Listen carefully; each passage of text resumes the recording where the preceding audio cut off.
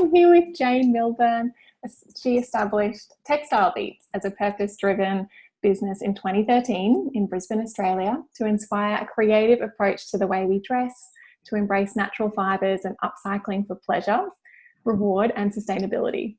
She's a sustainability consultant, author of Slow Clothing, Finding Meaning in What We Wear, and a 2019 Churchill Fellow investigating ways that hands-on upcycling can help reduce textile waste and enhance well-being. Jane trained as a climate reality leader, and her work aligns with the United Nations Sustainable Development Goals. Welcome, Jane. Thank you, Amanda. Lovely to see you across the online. Yeah, across the interwebs. We're probably not far from each other physically. So how are you during these uncertain times? Well, it's traumatic for everyone, isn't it? There's so much disruption, but I think sometimes, that can lead to good, even though we're in the midst of a lot of trauma. I personally feel thankful that, I'm able to just retreat and shelter in place. That seems like a fortunate position to be in at the moment. So, I'm not going to complain at all, but I was really disappointed and a bit, I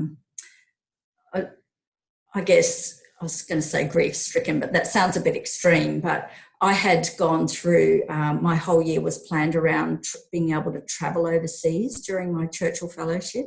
At the moment, I was going to be in America.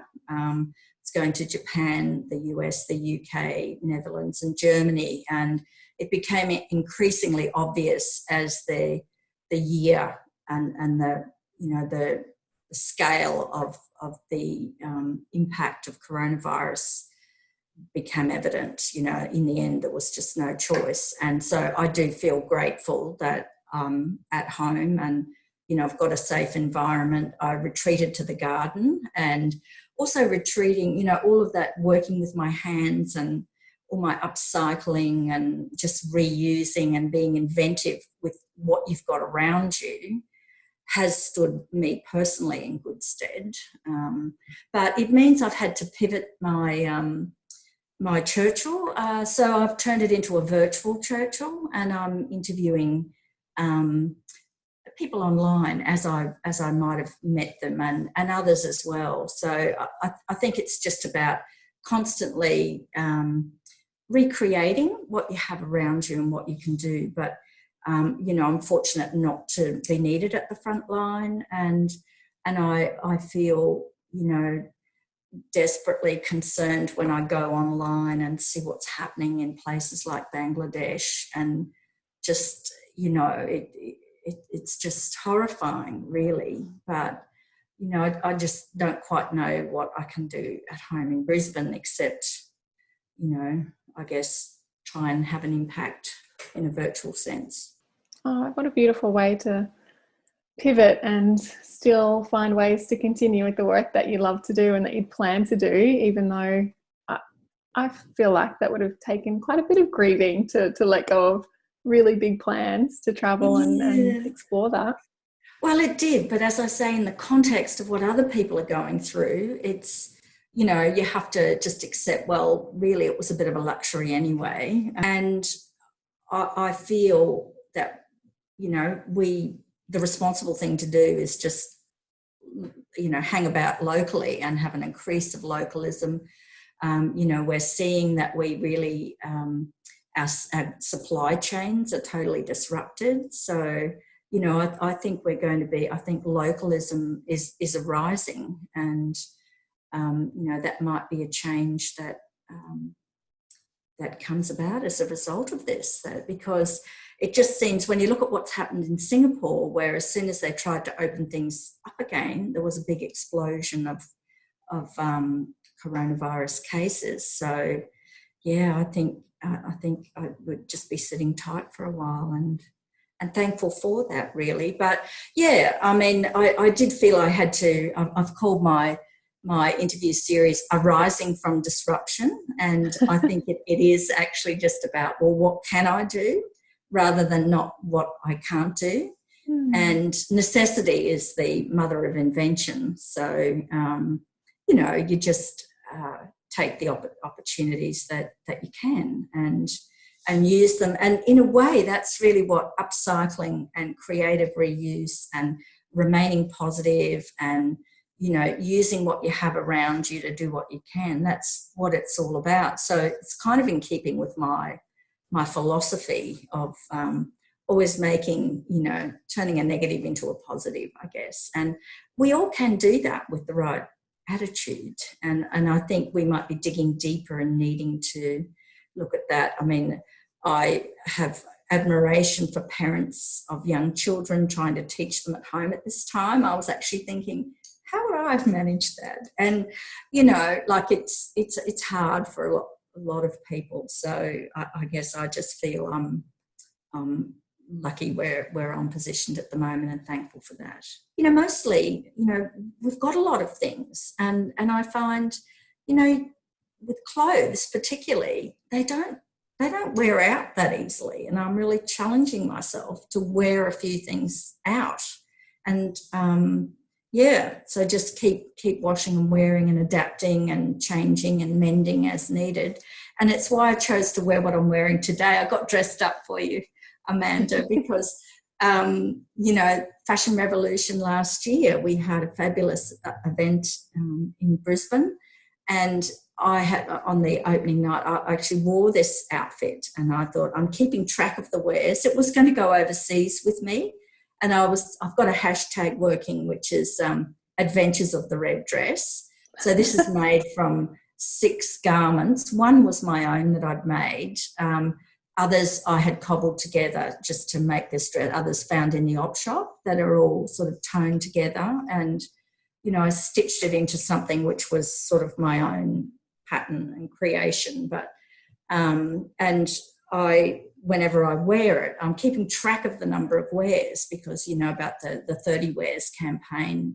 And, you know, at least that. But I think, you know, 100 wears is more appropriate perhaps, and even hundreds of wears. So I'm tracking this. This is its 25th wear, hashtag 25 wears.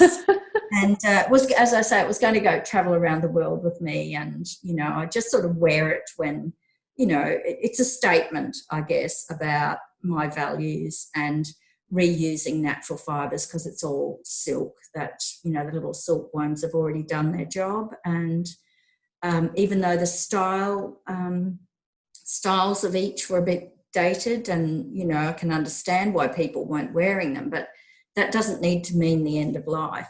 You know, you can actually reuse those fibres. And it is great to see industrial scale reuse now starting to be considered and being used in certain ways. So that's great. But I think what this period of time has also highlighted is how useful those everyday skills are.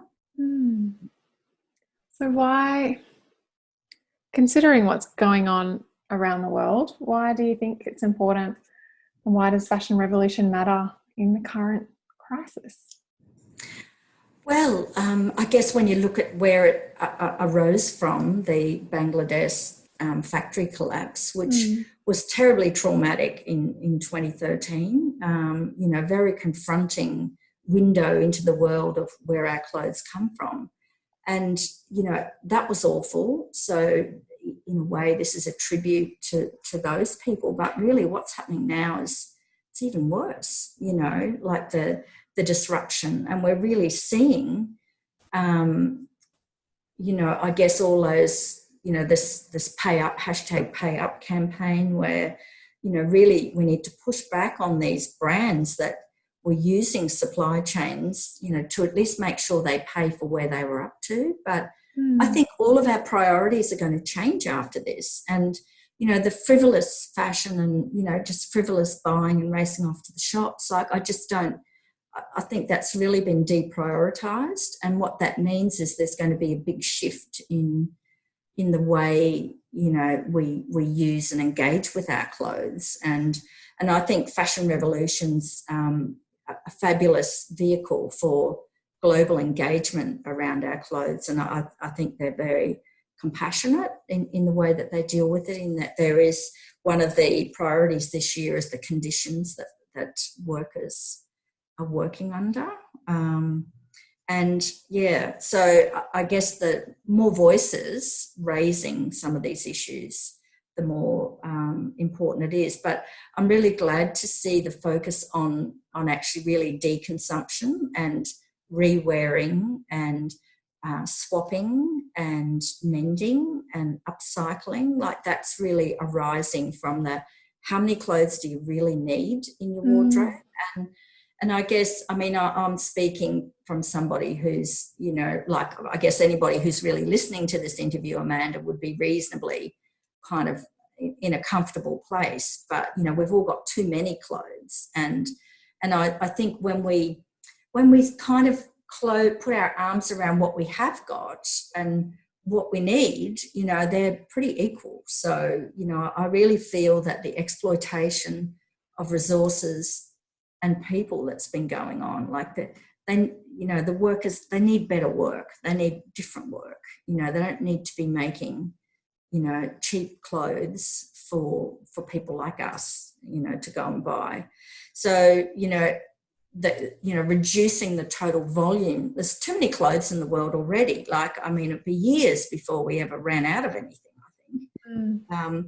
But also that issue around the composition of the clothes is arising through the Fashion Revolution campaign this year. And in a way, that's probably where I stepped into this originally back in 2013, because I was noticing just the total increase in synthetic fibres compared with natural fibres. And, you know, my background, I've got a degree in agricultural science. So, you know, I've always loved, you know, my childhood was on a sheep farm, and I interviewed cotton growers in Queensland as my first professional job. So, you know, I kind of know something about, you know, where the fibres come from. And I was concerned to see that, you know, like more than half, you know, when I went looking for information about it, I could only find a global graph, and it was showing that, you know, 2/3 of the fibres used in clothing now are synthetic fibres derived from petroleum. Wow. Like polyester and acrylic. And cotton is the other main alternative. And then obviously things like wool and silk and linen are quite small parts of the supply chain. And, you know, I just don't think we can replace all these synthetic clothes with natural fibre clothes. So really we've got to reduce the overall quantity, you know, if we want to reduce the amount of petroleum clothes, because the big problem with them, apart from the fact that they smell and don't feel good on your skin, they last forever, you know, which is a positive, but, you know, equally they never break down, you know, if they go to landfill. But they're also shedding microplastic particles into the ecosystem. So every time you wash them, you know, this has a legacy impact, and really acknowledging that plastic is a big problem in our environment at the moment. And so we really need to address what clothes we're wearing. And that's why I feel we really need to be reusing the clothes. So I just feel that, you know, at this time when we're reflecting on the way that we live in society, because we've been forced to